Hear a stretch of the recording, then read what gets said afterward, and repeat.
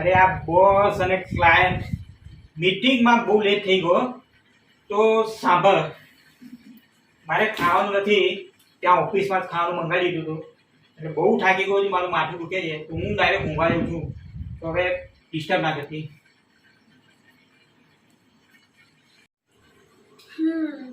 મને ડાઉટ તો છે જ.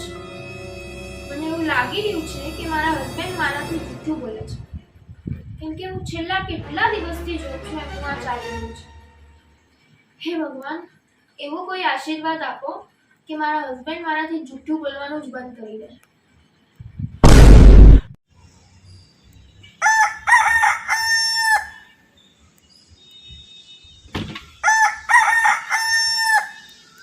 બ્રેકફાસ્ટમાં શું બનાવું છે આજે?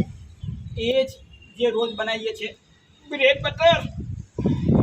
ઓકે. એના સિવાય બીજું કંઈ બનાવતા આવડે છે ખરું? તો ને શું કીધું?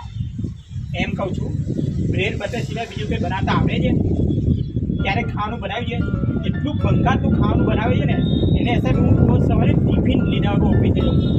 તારું બનાવેલું ખાવાનું કોઈ ભરેલા માણસને ખવડાવીએ ને, તે ઊભો થઈને કે આના કરતાં તો જે ખવડાવી એવું સારું હતું, આવું ખાવાનું ખવડાવતો હશે. એટલું ભંગાર ખાવાનું ખવડાવે છે ને, કહેવાય ને.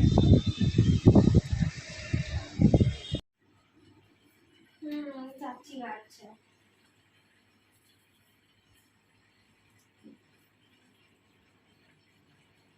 ઓય, આ કોની જોડે અડધો કલાકથી તું ફોન ઉપર ચોંટી ગયો? ફોન મૂક હવે. અરે મારી મમ્મી છે યાર. ડોસીનો ફોન છે, ડોસી જોડે આટલી બધી વાતો કરે તું? શું બોલો છો તમે? શું બોલો છો?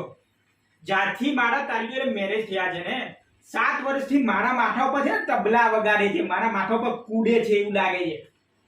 ઘરે રહેવા આવે ને અહીંયા તો મહિનો સુધી રોકાય, સવાર બપોર સાંજ રાત, સવાર બપોર સાંજ રાત બસ ખાધા જ કરે. મારી અઢી સેલેરી એને ખવડાવવામાં નીકળી જાય.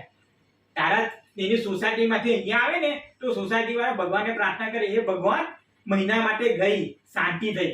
અને અહીંયા સોસાયટી વાળા બધા બૂમો પાડે કે આ ડોસી અહીંયાથી ભાગે તો સારું. એટલી જ ચરકત છે ને, પાડા જેવી ચામુંડા છે, ચામુંડા. મને હેરાન કરી મૂકે, ગાંડો થઈ ગયો છું.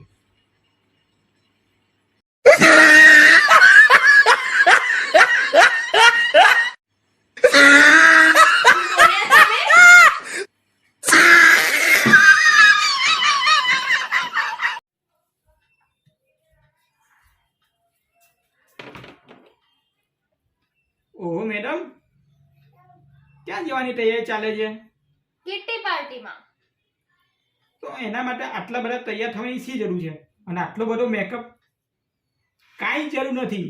વગર મેકઅપ અથવા મેકઅપે જેવા દેખાવાનો હોય ને એવા જ દેખાવ. ચુડેલ જ લાગે. ક્યારે દેખ્યું છે રાખી સાવંતે મેકઅપ કર્યો હોય અને ઐશ્વર્યા રાય જેવી દેખાઈ હોય? ક્યારે નહીં ને.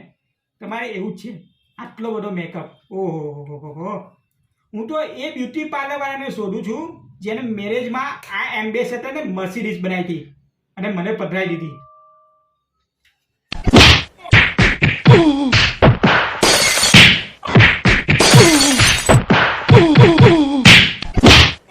જોયું, ભગવાન જોડે મારો હસબન્ડ સાચું બોલે એવો આશીર્વાદ માંગ્યા હતા. કેવી હાલત થઈ.